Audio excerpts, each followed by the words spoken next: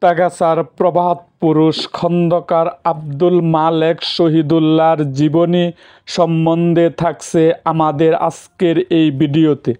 রাজনৈতিক অঙ্গনের নানা ঘটনা ও ইতিহাস জানতে এবং ময়মনসিংহের মুক্তাগাছা থানার ইতিহাস ও ঐতিহ্য সম্বন্ধে জানতে আমাদের চ্যানেলটিকে সাবস্ক্রাইব করুন এবং পাশে থাকা বেল আইকনটি বাজিয়ে দেন।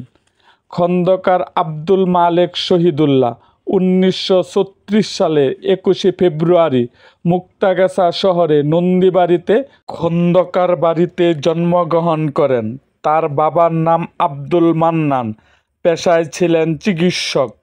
বৈবাহিক জীবনে তিনি বিবাহিত ছিলেন এবং 2 পুত্র সন্তানের জনক। খন্দকার আব্দুল মালেক শহীদুল্লাহ 1952 সালের ভাষা আন্দোলনের সময় ময়মনসিংহের তৎকালীন মহকুমা জামালপুরের দেওয়ানগঞ্জে কোঅপারেটিভ স্কুলের ছাত্রদের সঙ্গে ভাষা আন্দোলনের মিছিলে যোগ দেন।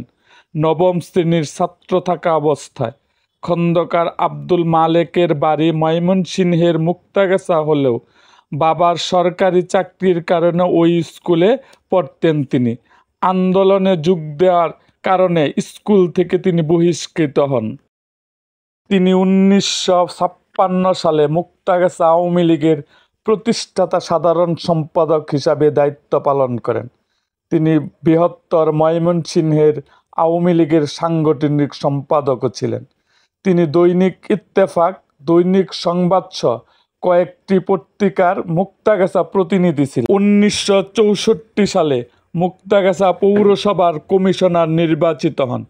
1970 সালে নির্বাচনে তিনি পূর্ব পাকিস্তান প্রাদেশিক পরিষদের সদস্য নির্বাচিত হন।